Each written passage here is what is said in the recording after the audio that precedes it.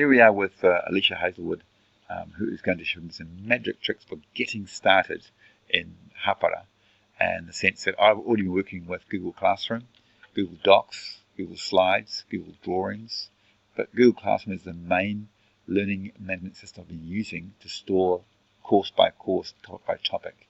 And Alicia, here comes your magic, right? Yep. So we're going to sign in with Google, and that should automatically sign you in because you're already signed in to your Google teaching account. So I can see here that you've already got some classes. It looks like actually you've already done this with Google Classroom. You've attached your Google Classroom to this Hapara workspace. I don't recall doing that. It must be done somehow. Yeah. So because if we open this up, you can actually see all the documents that your learners have used in that workspace or in that Google Classroom. Yep. So that's one of the features of Hapara, but I'm more interested in the workspace. Me too. So if you're getting started for the first time, you have to set up workspaces, and in order to do that, you click New Workspace, and you choose the class that you're going to use. So we're using 10 Crom B Science, and you give your workspace a title. Shall we just call it Test for today? Okay, yep. Yeah, you can. It could be a topic, it could be anything, couldn't it? Yeah, so what topic? We're doing electricity and magnetism. Okay, electricity and magnetism. Cool. So you can give a little description if you like. I'm just going to skip that for now. Yep. And you click Create. So I usually set one of these workspaces up for each unit of mine. Okay, so we're in the workspace now, but it's empty. Now, in the goals section, you can actually edit this. So to edit, we go Edit Workspace, and you can change this to Learning Intention and Success Criteria, if you like. Makes sense to me. Yeah, that's what I normally do. And all of that for us is kept on OneNote. Yep. And then you can put your learning intention in here and just write it in. So I'm just going to write something now to learn about electricity, and obviously you can customize this however you like. And just using my scroll down and click Done, and you've got your learning intention. Now, if you wanted to add some resources, you can add them here. Go Create a Card. Now, I'm actually just going to go over to your Google Classroom, and I'm going to pick some of your resources. Very top. The very top? Yeah. It's the most recent stuff. Okay. There's a test waiting to happen today. There's a test coming at the very top. It's being saved. It's coming this afternoon. And there's our preparation for the test. Yeah. And there's an assignment. And so, will you pick a whole bunch of resources or one at a time? What would you do? Well, because I'm just interested in getting the link from this at first. So if I just open up one of these and actually get the YouTube link from this. Yeah. Hello, I'm Jeff Delarose. So over here, I want to stick this in here. So I'm just pasting the link. Yeah. Really easy. Click the tick button. It automatically generates the title and whatever description is in the YouTube video, and click Done. And there it is. Okay, there's a resource. So that's a resource. The Evidence tab is for creating activities, and there's a couple of ways that you can do it.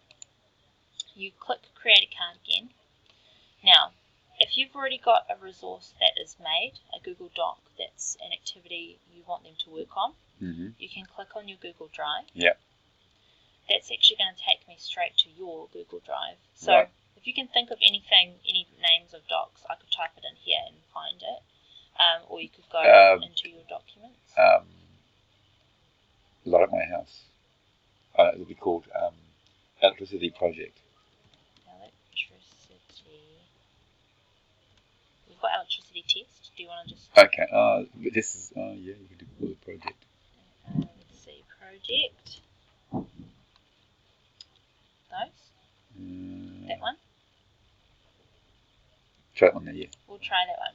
So we've just clicked that. That's as simple as it is. Now, we can choose to give copy per student or copy per group. We haven't set up groups yet. I'll show you in a moment how to do that. Yeah, but it's student for now. It's good. Yep. So if you do copy per student, each student gets an individual copy of that document that they can edit. Mm. That means that they're not editing your version of the Google Doc, they're editing their own version, and it's obviously stored on their Google Drive, but you can access it through Hapara really easily. And it's actually automatically accessible through your Google Drive as well, so you've got 2 access points. Yeah. Copy per group means that the group of students that you have set up, they have one document that, say, all 3 of them or all 4 or whoever you've put in the group can edit collaboratively, that is separate from the other groups in your class. Yeah. And they're still not editing your original version. Mm. So anyway, we've set that up. It doesn't automatically generate the title on here, so we'd just say electricity project. You can add a description if you like. I'm just going to skip that for now. Yeah. If you wanted to choose a start date and a due date, you can. Yeah. Yeah. So if you put in a due date, then it will tell them when it's overdue. Mm-hmm. You can choose which groups you share it to. So this is great for differentiation. If you don't want some groups to see it or some learners to see it, you have multiple options in here, and they don't have any idea when they log into their Hapara workspace that it's different from anyone else's. Right. Unless they look at each other's screens. Yeah. And then you click done.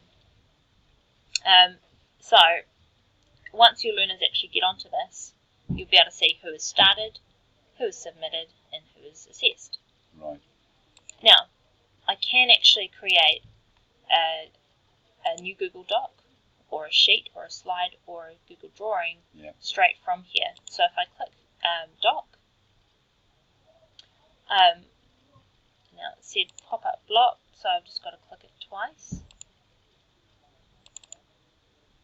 This doesn't normally happen to me. It starts off with a new document. And I'm just going to say electricity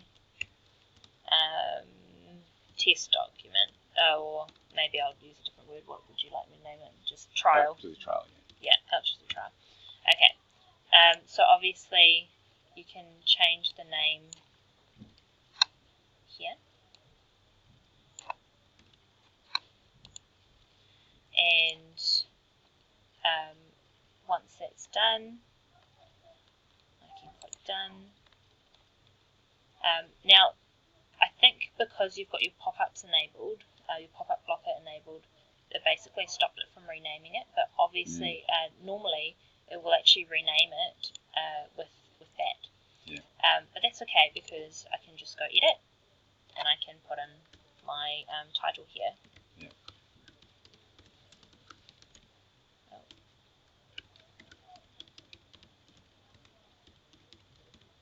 Okay. And just click done.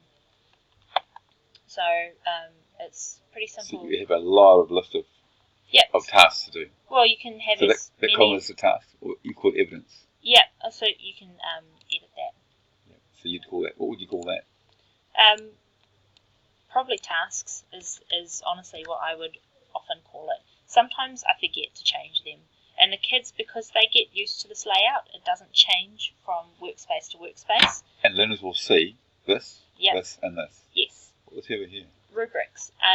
So I think they only see this if you actually add a card into this area.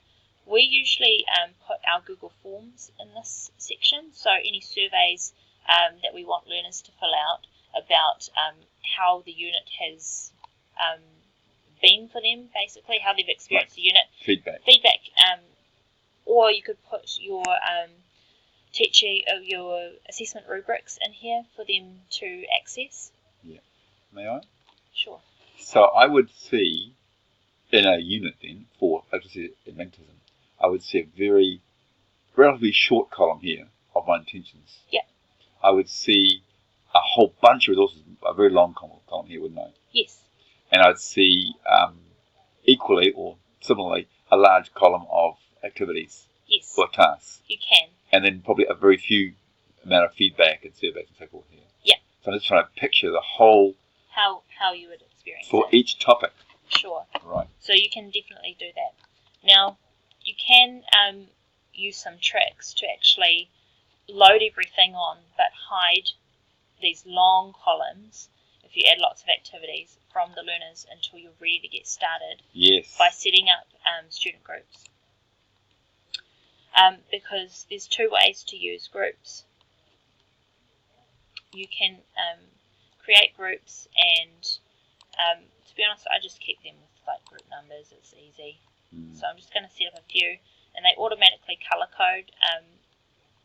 You can choose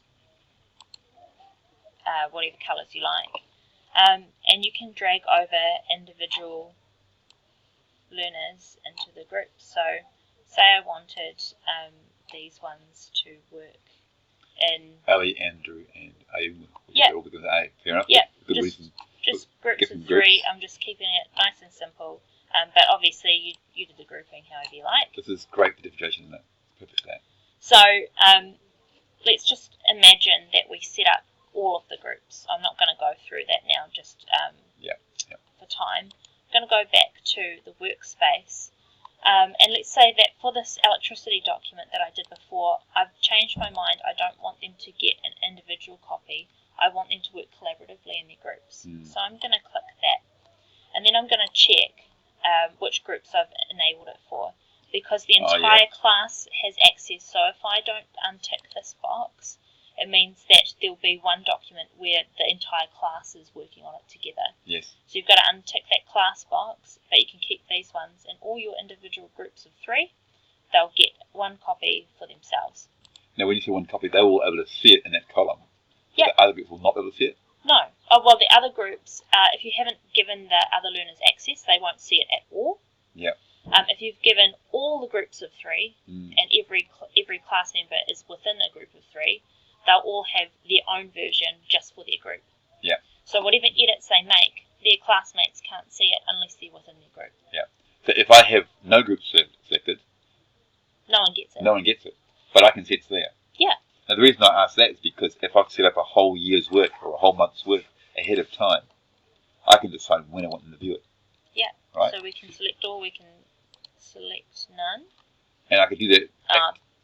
So it is telling me at least one group is required, but what you can do is you can set up groups in a different way, so you can set it up by weeks instead. So I'm just going to click that for now, just to keep you happy. But let me go back to this. So if I wanted to hide stuff like you're saying, you want to set everything up at the start of the year and then just not get to it until later. Yeah. So let's say we want to save some of the stuff until week 10 of term 1 or whatever. So I'm actually going to put the whole class into that week 10 group. Right. So I literally just had to drag the entire class from the start. You can pick it up and drop it. So going back to the workspace, we are wanting to hide this document until week 10. So I'm editing it, and we're putting it in week 10. Now hold on, that might not work actually. There's a way to do it, but this is something that I haven't done before. Okay, still good. Okay, so maybe that's not going to work. I haven't thought this through properly. There is a way to do it, and I can find out later. Cool. But anyway, it is pretty easy to use though. Yeah, I can see it now. Yes. So I haven't published it yet, and I'm not going to. But you just click publish, and it goes to all of your learners, and it'll tell you it's published to all 27 of your learners. Yeah. So just before we finish, yeah, we're actually going well over time. I'm concerned that with Google Classroom, you go to Google Classroom, yeah. Oh, have to go back. Go back. Yeah. And what I'm concerned with is, first of all, it's chronological. I can arrange in topics. Yeah. But it's chronological, and that to me is a hint.